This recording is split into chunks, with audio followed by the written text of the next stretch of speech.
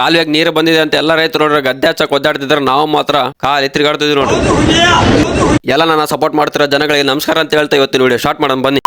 ಇವತ್ತು ತಮಾಷೆ ಇತ್ತು ಅಂತ ಜಲ್ದಿ ಎದ್ದು ಫ್ರೆಶ್ ಅಪ್ ಆಗಿ ಪೂಜೆ ಮಾಡಿ ಹಂಗೆ ನಮ್ಮ 2 ಗಾಡಿಗಳು ತೊಳೆದು ಪೂಜೆ ಮಾಡಿದ್ದು ನೋಡ್ರಿ. ಆಯ್ತು, ಆಮೇಲೆ ಮತ್ತೇನಪ್ಪಾ ಅಂದ್ರೆ ಇವತ್ತು ತಮಾಷೆ ಇರೋದಂದ್ರ ಗುಡಿಗಳು ಹೋಗಿತ್ತು ನೋಡ್ರಿ. ಅದಕ್ಕೆ ನಾನು ಆಫ್ಟರ್ ಲಾಂಗ್ ಟೈಮ್ ಗುಡಿಗೆ ಬಂದಿದ್ರೆ ಗುಡಿ ಬಂದ್ಮೇಲೆ ನನಗೆ ಏನಿಸ್ತ ಅಂದ್ರ ಆಲ್ರೆಡಿ ಈಗ ಟೈಮ್ ನೋಡಿದ್ರೆ 11:30 ಆಗೈತ್ರಿ.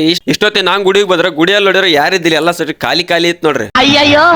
ಯಾರಿದ್ರೇನು ಇರ್ಲಿಲ್ಲ ಅಂದ್ರೆ ಏನೋ ದೇವ್ರಂತ ಇರ್ತಾನಂತ ದೇವ್ರ ದರ್ಶನ ಮಾಡ್ಕೊಂಡು ಮತ್ತ ಹಂಗ 1-2 ಸುತ್ತ ಪ್ರದಕ್ಷಿಣೆ ಹಾಕಿ ಮತ್ ನಾ ತಿರ್ಗಾ ಬಂದಿದ್ದೆ ಮನೆ ಕಡೆ ನೋಡ್ರಿ. ಮನ್ಯಾಗ ಬಂದ್ಮೇಲೆ ಟಿಫನ್ ಮಾಡಿದ್ಮೇಲೆ ಹೊರಗಡೆ ಬಂದು ಎಲ್ಲಿಗೆ ಹೋಗ್ಬೇಕಂತ ನೋಡ್ತಿದ್ರೆ ಆಗ ವಿಜಯ್ ಬಂದ್ ನೋಡ್ರಿ. ವಿಜಯ್ ಬಂದು ಮಲೆಂಗುಡಿ ಹೋಗುವಂತ ಕರ್ದ ನೋಡ್ರಿ. ಆಯ್ತು, ಆಮೇಲೆ ಇನ್ನೇನ್ರಿ ಅವನಿಗೂ ಬೇಜಾರ್ ಮಾಡ್ಬಿಡದಂತ ಅದಕ್ಕೆ ಅವನ ಜೊತೆ ನಾನು ಗುಡಿಗೆ ಹೋಗ್ತಿದ್ ನೋಡ್ರಿ. ಇಲ್ಲಿ ನಮ್ಮ ಊರಲ್ಲಿ ನೋಡಿದ್ರೆ ಕಾಲಕ್ಕೆ ನೀರ್ ಬಂದಿದೆ ಅಂತ ಎಲ್ಲಾ ರೈತರು ನೋಡ್ರಿ ಗದ್ದೆ ಹಚ್ಚಕೊಂತ ಒಡ್ಡಾಡ್ತಿದ್ರ, ನಾವು ಮಾತ್ರ ಖಾಲಿ ತಿರ್ಗಾಡ್ತಿದ್ವಿ ನೋಡ್ರಿ.